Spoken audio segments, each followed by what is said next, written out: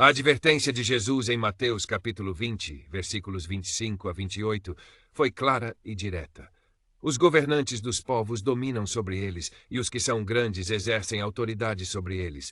Mas entre vós não será assim. Essas palavras foram ditas em um momento crucial, quando os discípulos estavam discutindo sobre quem seria o maior no reino de Deus. Jesus os repreende, deixando claro que o seu reino não se baseia em estruturas de poder humano, mas em serviço e humildade. Essa instrução é fundamental para compreender como a igreja deveria se conduzir ao longo da história. No entanto, o que se viu foi a repetição dos mesmos erros cometidos por Israel. A busca por reconhecimento, poder e autoridade humana infiltrou-se no cristianismo, distanciando a igreja do exemplo deixado por Cristo. O desejo de dominar, de influenciar e de controlar o próximo tornou-se uma marca visível em certos períodos da história da igreja, o que gerou consequências espiritualmente devastadoras. Quando Israel rejeitou a liderança direta de Deus e pediu um rei humano, isso foi o início de uma trajetória que culminou na queda moral e espiritual da nação. Deus havia orientado que ele mesmo seria o rei do seu povo, guiando-os por meio dos profetas e juízes. Mas em 1 Samuel capítulo 8, versículos 6 e 7, vemos que o povo insistiu em ter um rei como as outras nações. Esse desejo de ser como o mundo ao redor levou à idolatria, injustiça e destruição. Séculos depois, a igreja cristã repetiu esse padrão ao se aliar ao poder político do Império Romano. Com a conversão de Constantino, no 4º século depois de Cristo, os cristãos viram uma oportunidade de parar a perseguição, e realmente isso foi um alívio. Mas, junto com a paz, veio também a tentação do poder.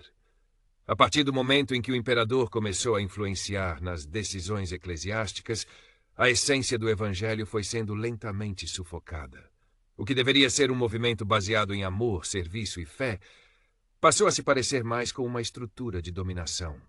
Com o tempo, o bispo de Roma ganhou uma proeminência que não havia sido dada por Cristo nem pelos apóstolos. A igreja, antes perseguida, agora perseguia. A verdade foi misturada com tradições humanas.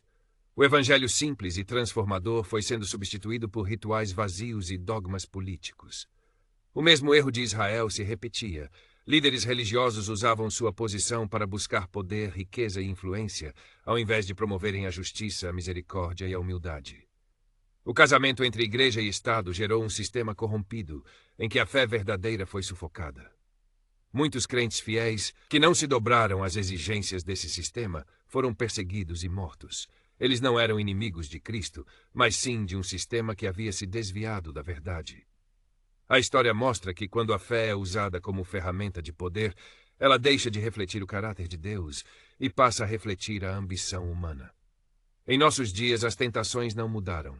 Embora os contextos sejam diferentes, a essência do problema permanece a mesma.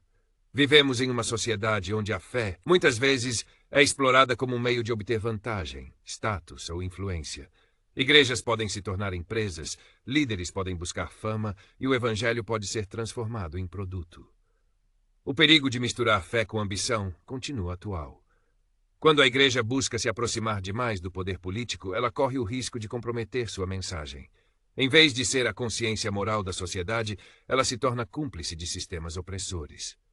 Em vez de denunciar o pecado, ela o justifica.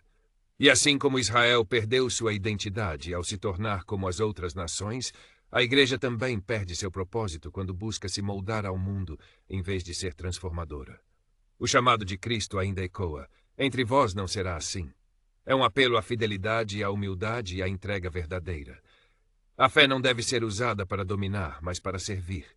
A igreja não foi chamada para ser um império, mas um corpo vivo que reflete o amor de Deus ao mundo.